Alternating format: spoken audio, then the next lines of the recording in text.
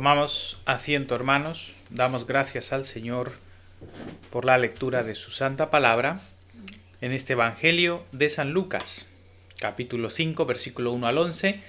Habiendo hecho la lectura, nos acercamos al Señor y vamos a ver un poco el contexto de esta lectura que hemos hecho, de este llamamiento que hemos visto que hace el Señor a Pedro y también a otro pequeño grupo de discípulos, que luego serán también parte de los apóstoles del Señor.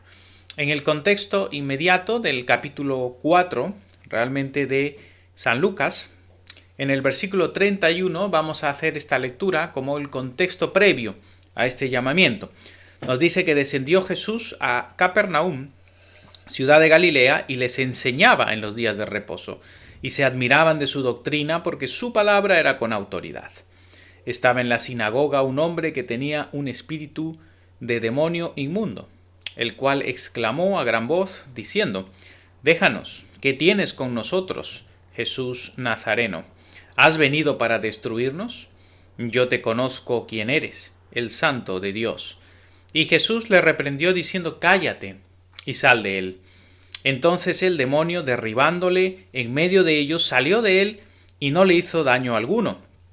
Y estaban todos maravillados y hablaban unos a otros diciendo: «¿Qué palabra es esta, que con autoridad y poder manda a los espíritus inmundos y salen?» Y su fama se difundía por todos los lugares de los contornos. Entonces Jesús se levantó y salió de la sinagoga y entró en casa de Simón. La suegra de Simón tenía una gran fiebre y le rogaron por ella. E inclinándose hacia ella, reprendió la fiebre, y la fiebre la dejó, y levantándose ella al instante le servía. Al ponerse el sol, todos los que tenían enfermos de diversas enfermedades los traían a él. Los traían a él. Perdón, me he perdido. Versículo. Vale. Los traían a él y él, poniendo las manos sobre cada uno de ellos, los sanaba. También salían demonios de muchos, dando voces y diciendo: «Tú eres el Hijo de Dios». Pero él los reprendía y no les dejaba hablar, porque sabían que él era el Cristo. Cuando ya era de día, salió y se fue a un lugar desierto, y la gente le buscaba, y llegando a donde estaba, le detenían para que no se fuera de ellos. Pero él les dijo: «Es necesario que también a otras ciudades anuncie el evangelio del reino de Dios, porque para esto he sido enviado». Y predicaba en las sinagogas de Galilea. Amén. Bien, en esta lectura, en esta segunda parte de este capítulo 4, cuando habíamos considerado antes, ya hemos visto el bautismo del Señor Jesús. Después de ese bautismo, donde se manifiesta esta epifanía, esta manifestación de la divinidad de Cristo. Luego, como hemos dicho, la parte que corresponde a las tentaciones del Señor las tocaremos en el tiempo de la Cuaresma.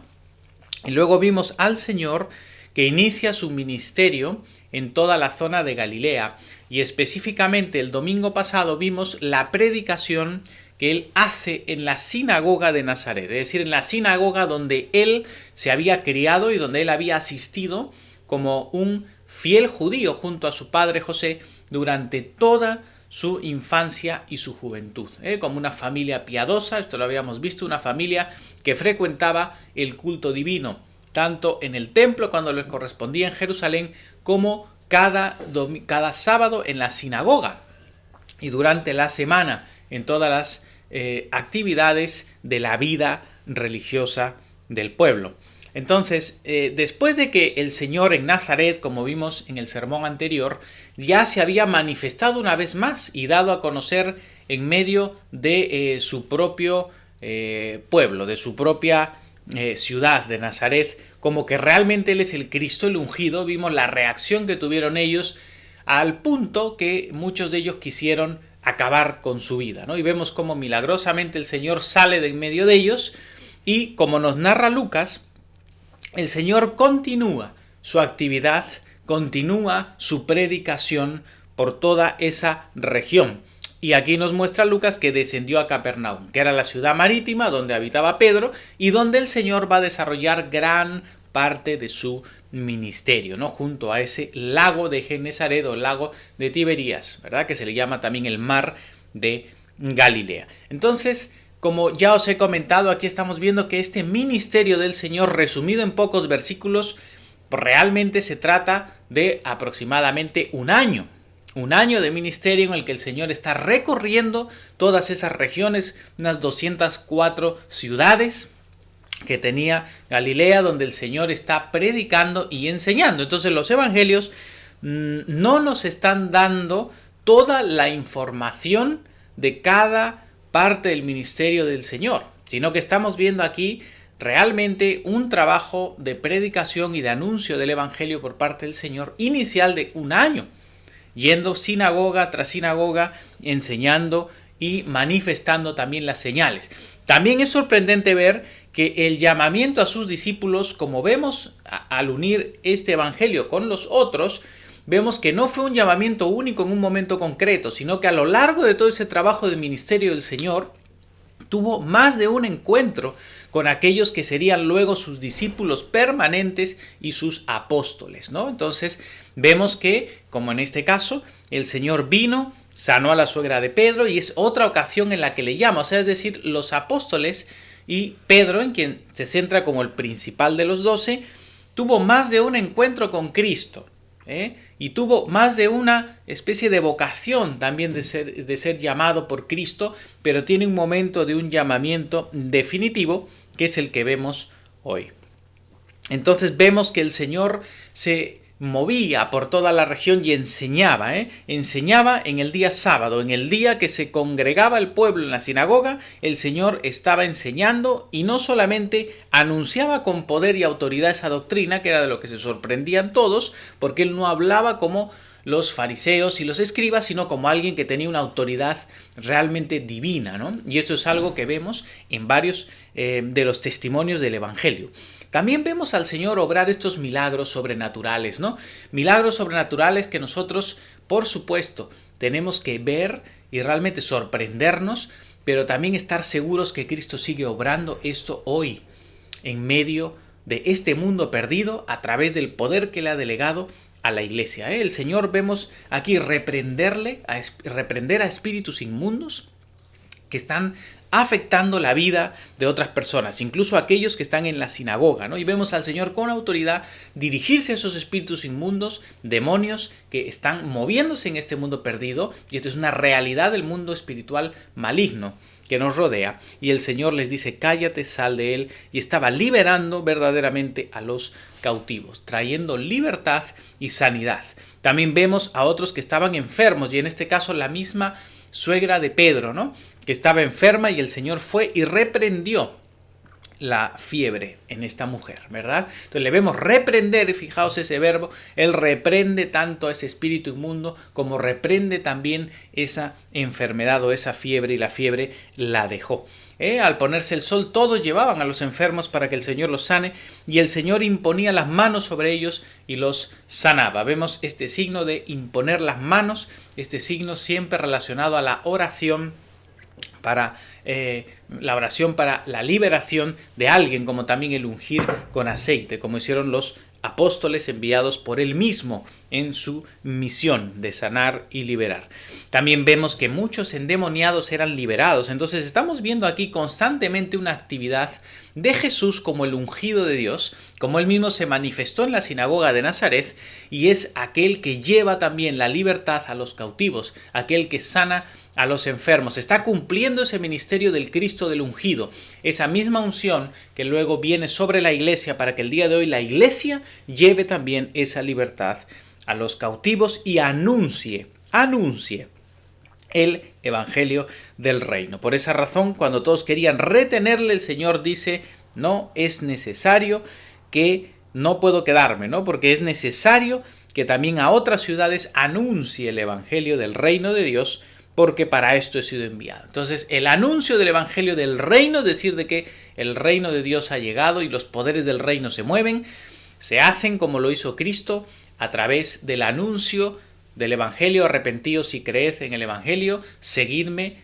Seguir a Cristo es el anuncio del Evangelio y también esa manifestación de la misericordia y del poder y de la libertad y de la sanidad que trae ese Evangelio. Entonces, orad por los enfermos, el orar por los cautivos, liberarlos de la esclavitud y llevarles a la libertad de Cristo. Entonces vemos en el Señor Jesucristo, todo este modelo que la Iglesia tiene que seguir. Y es en ese ministerio que está llevando el Señor por toda Galilea que el Evangelio nos lleva al pasaje de hoy. Entonces en el capítulo 5, estando Jesús en este ministerio, llevando el Evangelio a todas estas regiones que él está visitando, aconteció, nos dice Lucas, que estando Jesús junto al lago de Genesaret, es decir, otra vez está en Cafarnaún, está en esa zona del lago donde sanó también a la suegra de Pedro, el gentío se agolpaba sobre él para oír la palabra de Dios. Y luego vio 2 barcas que estaban cerca de la orilla del lago, y los pescadores, habiendo descendido de ellas, lavaban sus redes. Y entrando en una de aquellas barcas, la cual era de Simón, le rogó que la apartase de tierra un poco, y sentándose enseñaba desde la barca a la multitud. Lo primero que vemos en esta escena es la actitud del gentío que seguía a Jesús. Como vemos, Jesús ya era famoso, era conocido en toda la región por la multitud de señales que él hacía. Liberaba cautivos, sanaba enfermos y el poder de su predicación. Entonces él ya era muy conocido, y cuando está en este lugar otra vez había un gentío que se agolpaba, ¿no? Es como que se tendían sobre él, lo rodeaban, se agolpaban, pero hay una buena actitud aquí. Se agolpaban para oír la palabra de Dios. Ya eran conscientes que el anuncio del Evangelio y las palabras que Jesús estaba enseñando eran el anuncio de la misma palabra de Dios, de ese Evangelio del reino. Y aquí Jesús ve estas 2 barcas que estaban en esa orilla del lago y a los pescadores que ya habían descendido de ellas y estaban lavando sus redes. Y esto nos lleva a una escena que tenemos que comprender. Esto sería temprano por la mañana, porque los pescadores trabajaban realmente de noche, como hasta el día de hoy. La pesca se realiza de noche, de madrugada, muy de noche todavía, porque esa es la hora en la que los peces están allí. Cuando sale el sol y ya estamos de día, los peces no están allí, no hay peces en ese momento. Y aquí podemos ver en esta escena a estos pescadores que vienen de haber estado trabajando toda la noche y que ahora están fuera de sus barcas, ya en la orilla, lavando sus redes, ¿no? Y esto todo lo que hemos y trabajamos, ¿no? Cada uno en nuestros trabajos sabemos cómo se termina la jornada de trabajo, ¿no? Se termina verdaderamente cansado, ¿no? Y con ganas de irse ya a descansar, muchas veces con el cuerpo dolorido, ya fatigados mentalmente, físicamente, no tenemos ganas de seguir en esa labor, queremos ir a descansar. Y aquí podemos imaginarnos, ¿no? Más en una actividad como estas, que era muy fuerte y durante toda la noche, ellos estarían sumamente cansados, ¿verdad? Y estaban allí ya terminando su labor, lavando las redes para poder irse realmente a descansar. Pero en ese momento aparece allí Cristo.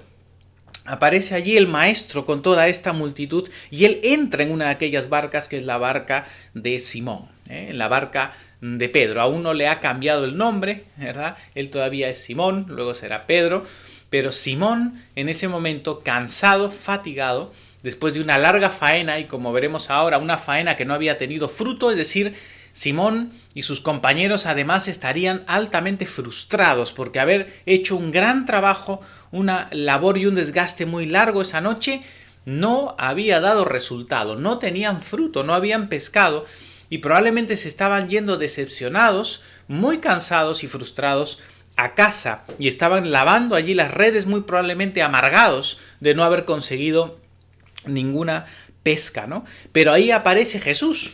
Aparece Jesús en medio de esa frustración, en medio de ese desánimo, en medio de ese cansancio, y encima aparece este maestro para meterse en la barca, ¿no?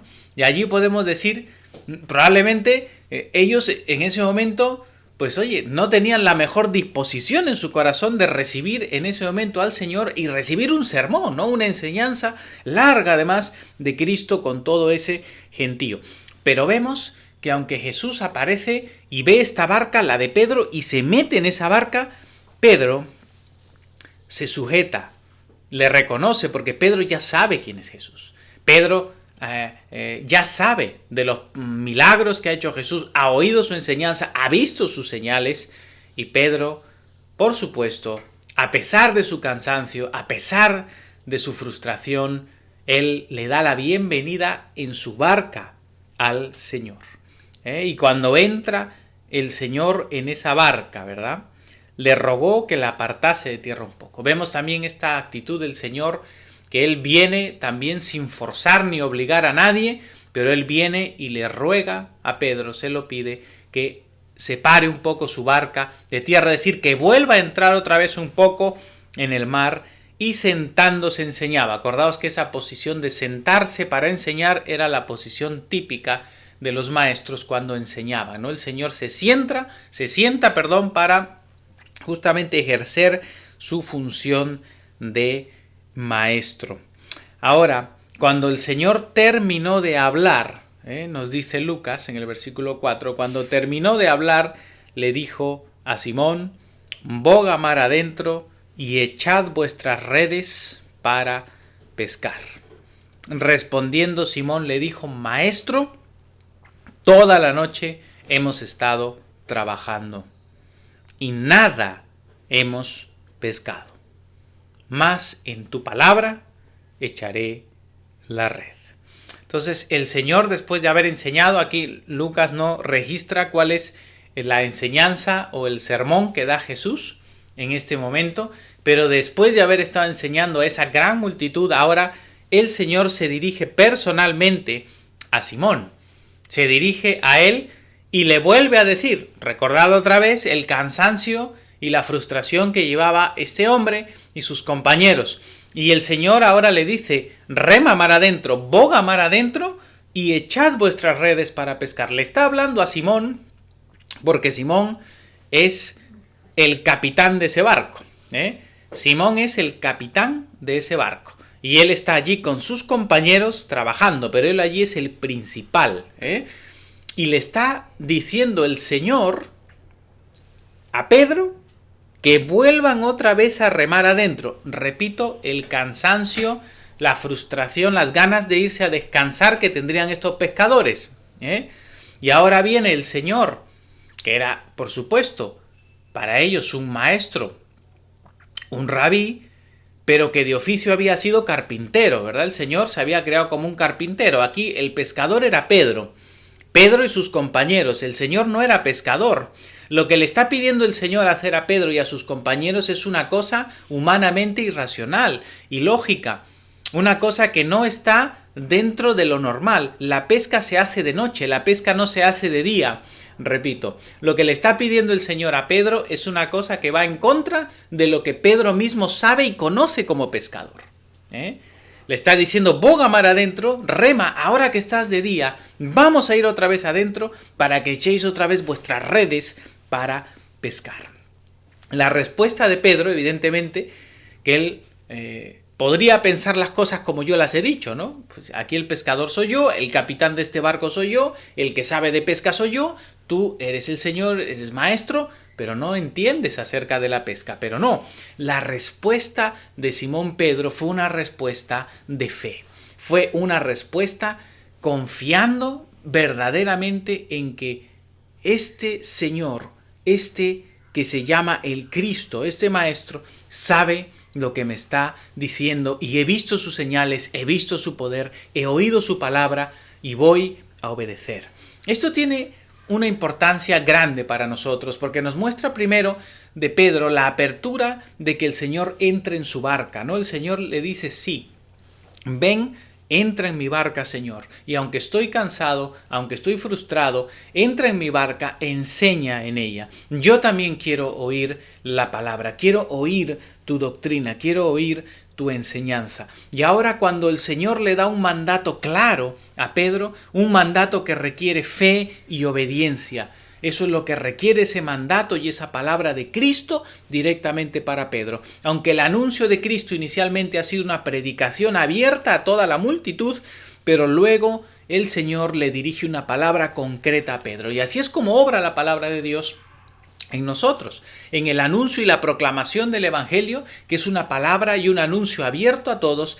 Cristo muchas veces nos habla directamente a nuestros corazones y nos llama a cada uno de nosotros a responder en fe y obediencia a lo que Dios tiene para cada uno de nosotros. Y esa es la experiencia que está viviendo aquí Pedro. En medio de este anuncio abierto, ahora Pedro se ve confrontado por una palabra de Cristo que demanda de él una fe obediente. Y la respuesta de Pedro es la correcta. La respuesta es decirle, primero, Maestro, toda la noche hemos estado trabajando y nada hemos pescado. Es decir, primero le está exponiendo al Señor la realidad de su frustración y de su experiencia.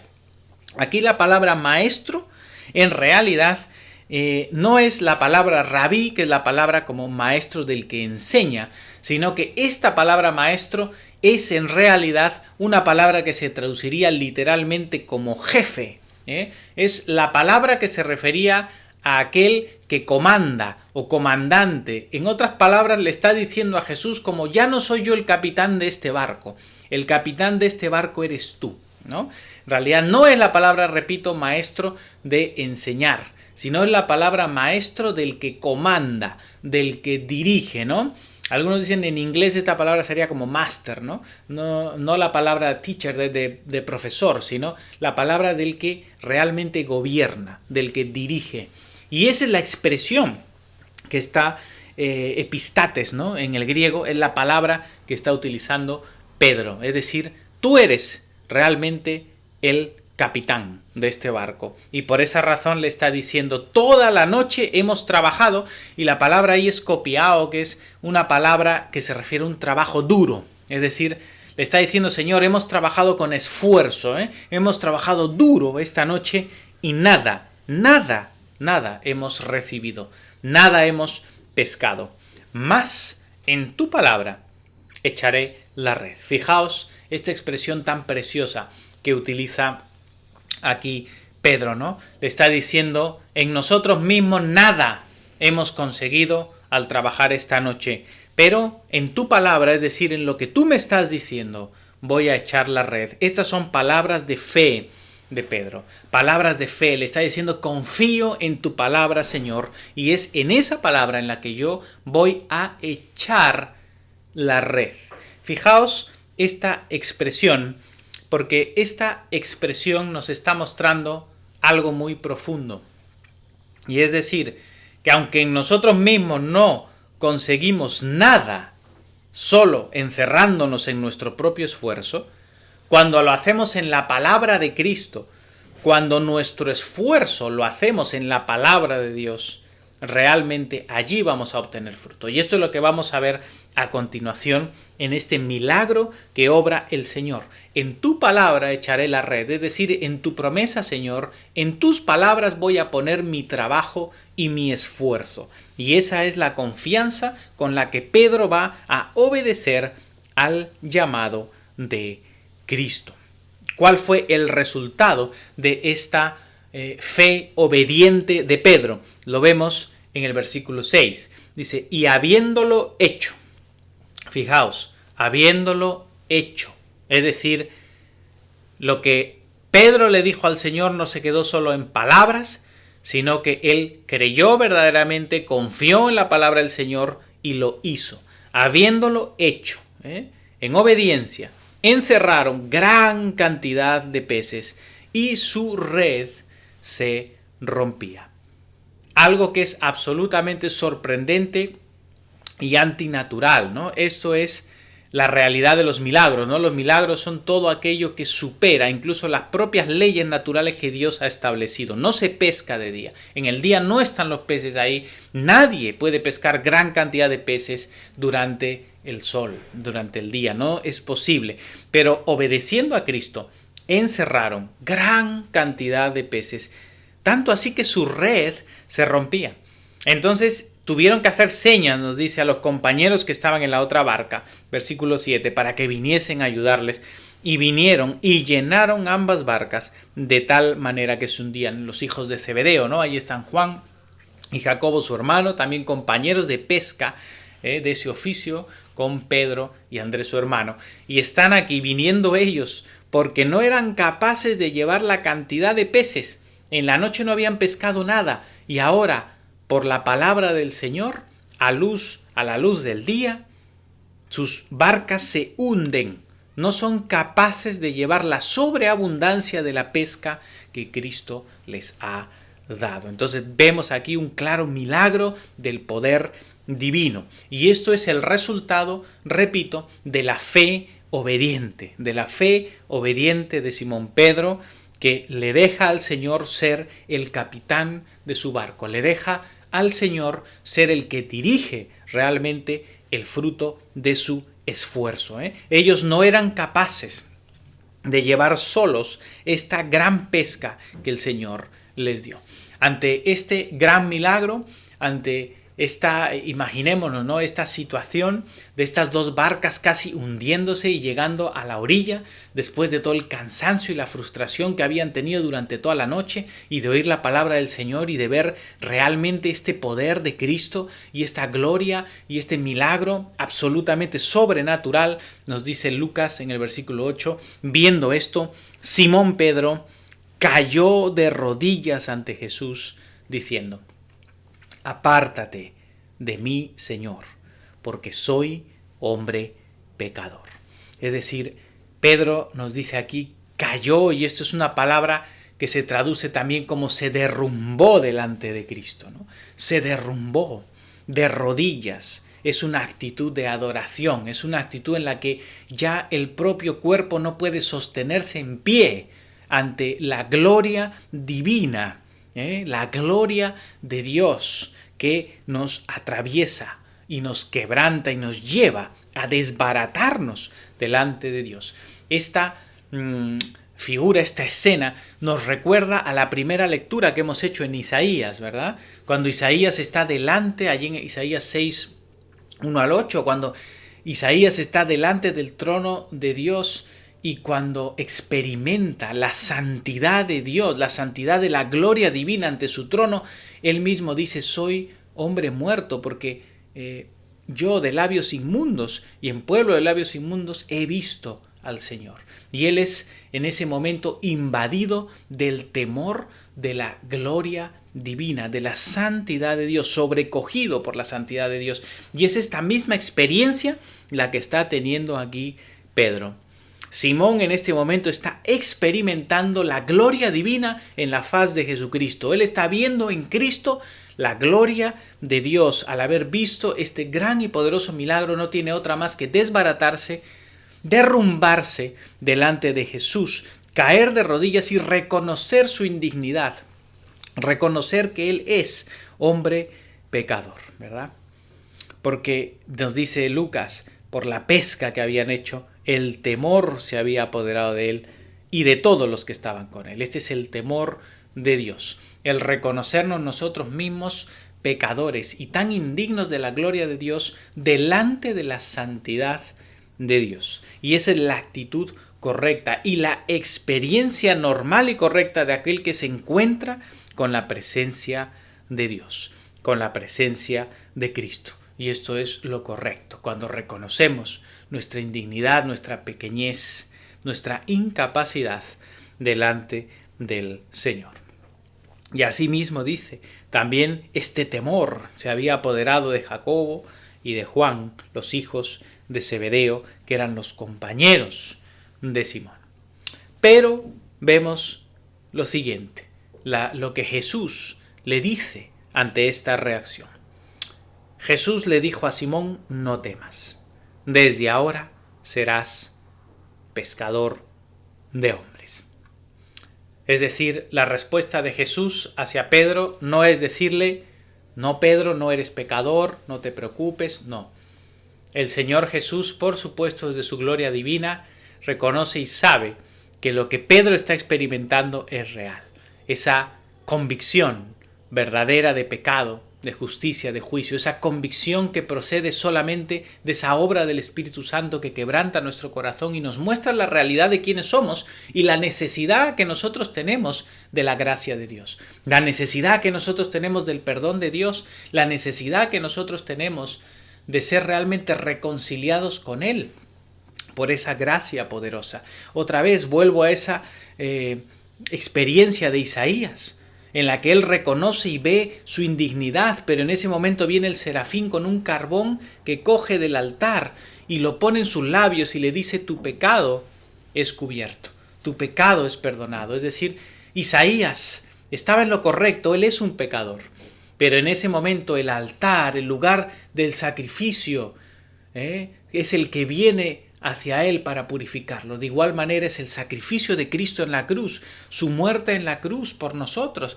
donde él se da como el cordero sin mancha para el perdón de nuestros pecados y reconciliarnos. Y es ese sacrificio, a ese altar al que nos acercamos nosotros cada vez que venimos a Cristo. Cada vez que venimos al sacramento de su cuerpo, de su sangre, cada vez que venimos arrepentidos por nuestros pecados, su sangre preciosa nos limpia de todo pecado. Pedro tendrá que comprender más adelante lo que es necesario que ocurra para que todos sus pecados sean perdonados, pero ahora Cristo mismo le dice a él: no temas, porque desde ahora tú serás pescador, pero ya no de peces, sino un pescador de hombres. Jesús mismo le está dando ánimo y le está diciendo: no temas, porque Él es el que morirá en la cruz para salvarlo y para darle un propósito nuevo. De hecho, aquí el Señor le dice: no temas, y desde ahora serás pescador de hombres. Y en realidad esta palabra griega no se refiere exactamente a un pescador, es una palabra que realmente es más neutra, es como un atrapador de hombres, ¿no? Se refiere básicamente no a pescar o coger algo, un animal para muerte, sino al contrario, es como el que atrapa o captura hombres vivos. ¿Vivos para qué? Para Dios. Esa es la expresión que está utilizando el Señor Jesús, es decir, ahora tú vas a ser uno que atrapa hombres, ¿no?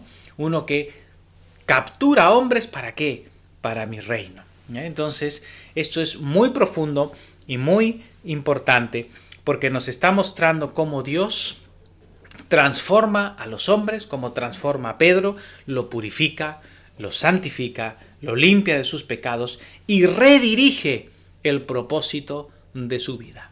Reencamina el propósito de su vida. Pedro había sido un pescador de peces, pero ahora el Señor lo va a utilizar y va a utilizar sus dones y todas las habilidades que Dios mismo le ha dado, las va a redirigir y las va a glorificar, las va a santificar para que sean útiles en su reino, es decir, para capturar y para atraer a muchos hombres al conocimiento de Cristo. Esa es la plenitud de cómo Dios eleva la vocación y los dones que a cada uno dio. Lo mismo hace con San Pablo, de haber sido un fariseo y un gran teólogo, un doctor, pero enemigo de la iglesia. Dios lo transforma, lo santifica, lo glorifica y lo lleva, lo redirige para que esos dones ahora sean para la gloria de Dios y el bien de los hombres. Y eso es lo que Dios hace con nuestras vidas cuando estamos dispuestos a creerle y obedecerle, como hizo Pedro.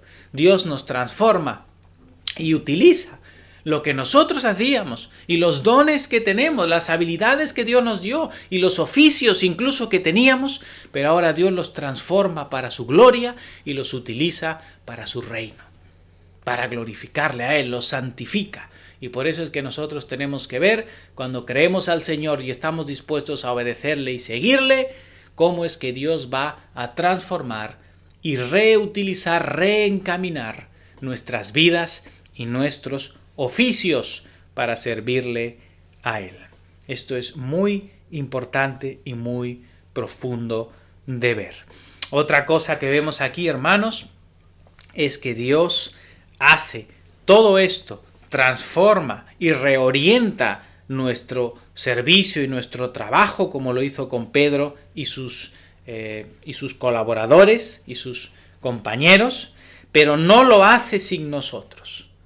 Es decir, Dios lo hace, pero no lo hace sin nosotros, y no lo hace sin nuestro trabajo, y no lo hace sin nuestro esfuerzo y fatiga. Repito, ellos estaban allí cansados, ellos estaban allí muy afanados, frustrados, pero el Señor no simplemente entró en la barca y le dijo milagro y aparecieron los peces en las redes. No fue como ocurrió, sino que el Señor, a pesar de su cansancio y su frustración, les dijo: vamos adentro otra vez, vamos a remar más adentro, mar adentro, y ahora echar otra vez las redes. Es decir, el Señor no hizo aparecer los peces de la nada en las redes, sino que el Señor los llevó otra vez, a través de ese trabajo y de ese esfuerzo, a echar otra vez las redes, a remar otra vez mar adentro, y allí se produjo el fruto. Es decir, los milagros del Señor en nuestra vida, el poder sobrenatural de Dios, lo vamos a ver muchas veces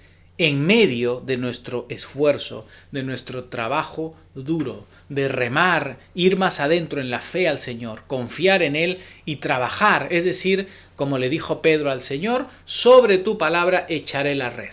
No simplemente cúmpleme lo que está en tu palabra, no, sino sobre tu palabra, sobre tu promesa, voy a trabajar. Voy a echar la red sobre lo que tú has prometido porque creo en ti, pero voy a trabajar con esfuerzo y voy a ver la gloria de Dios. Entonces, esa es la forma en la que el Señor actúa en ellos.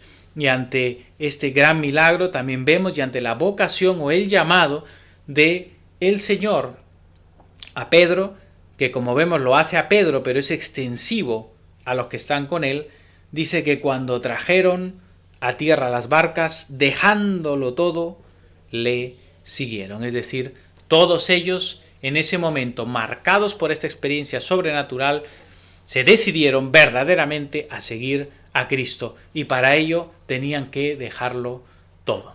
Y ese es el llamamiento, como ya sabemos, que Cristo tiene para todos. Si queremos seguir a Cristo, tenemos que comprender que tenemos que estar dispuestos a dejar todo, a dejar lo que somos nosotros mismos, nuestras propias filosofías, nuestra cosmovisión, a dejar incluso, renunciar incluso a nuestras posesiones, aunque el Señor no nos pida dejarlas literalmente, pero en nuestro corazón tenemos que tener esa renuncia de decir: todo lo que es mío te pertenece, Señor, y estoy dispuesto a dejar todo lo que tú me pidas en un momento concreto por seguirte, obedecerte, por llevar tu reino y el Evangelio a otros. Así que, como nos dice el Señor, arrepentíos y creed en el Evangelio, renunciemos al pecado y a todo aquello que claramente nos separa de Dios, y estemos dispuestos a renunciar a todo lo que el Señor nos pida, además, con tal de seguirle, y vamos a ver su gloria. Así que, hermanos, como conclusión, estemos siempre dispuestos a oír la palabra de Dios como esta multitud. Tengamos en cuenta que Cristo viene a nuestra barca también como a la de Pedro. Dejémosle al Señor entrar en nuestras barcas para que Él sea el jefe, para que Él sea el verdadero capitán, para que Él sea el que dirija verdaderamente nuestra barca. Cristo quiere que seamos nosotros parte de su misión, que cooperemos con Él en el anuncio del Evangelio. El esfuerzo puramente humano es el que trae vacío y realmente es sin fruto. Pero con Cristo en la barca, creyendo su palabra y obedeciéndole, vamos a ver la gloria divina y el fruto sobrenatural en nuestras vidas y en el servicio a su nombre. Y su poder, recordemos, se va a manifestar, pero no sin nuestro trabajo. No sin nuestro trabajo. Así que caigamos de rodillas junto con Pedro delante de la gloria divina de Cristo, de aquel que nos salva por su muerte y su resurrección, y estemos dispuestos, al igual que estos pescadores de Galilea, a dejar todo verdaderamente para seguirle y obedecerle hasta el fin. Gloria al Padre, y al Hijo, y al Espíritu Santo, como era en el principio, ahora y siempre, por los siglos de los siglos. Amén.